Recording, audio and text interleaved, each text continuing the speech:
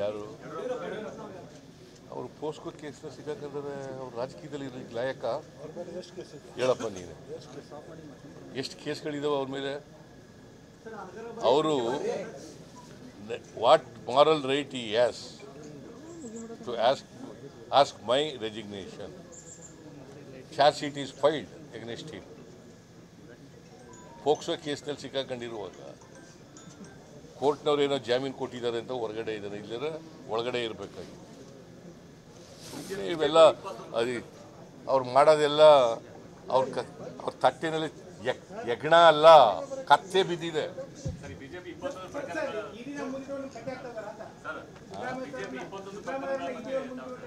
ಇಪ್ಪತ್ತೊಂದು ಪ್ರಕರಣಗಳು ನಾನೆಲ್ಲ ಅಸೆಂಬ್ಲಿನಲ್ಲಿ ಪ್ರಸ್ತಾಪ ಮಾಡಿದ್ದೀನಿ. ಅವೆಲ್ಲ ಕೆಲವೆಲ್ಲ ಈಗಾಗಲೇ CID ಎಂಕ್ವೈರಿ ಪ್ರಾರಂಭ ಆಗಿದೆ. ಇನ್ನು ಉಳಿದವಕ್ಕೂ ಎಂಕ್ವೈರಿ ಮಾಡ್ತೀವಿ.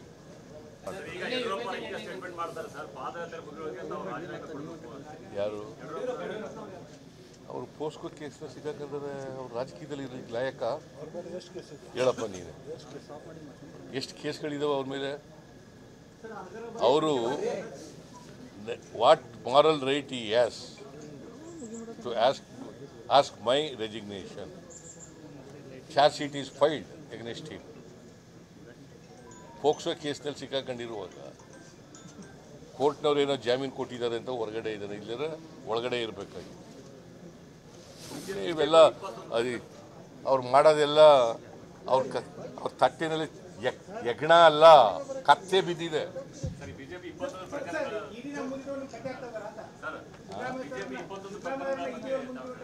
ಇಪ್ಪತ್ತೊಂದು ಪ್ರಕರಣಗಳು ನಾನೆಲ್ಲ ಅಸೆಂಬ್ಲಿನಲ್ಲಿ ಪ್ರಸ್ತಾಪ ಮಾಡಿದ್ದೀನಿ.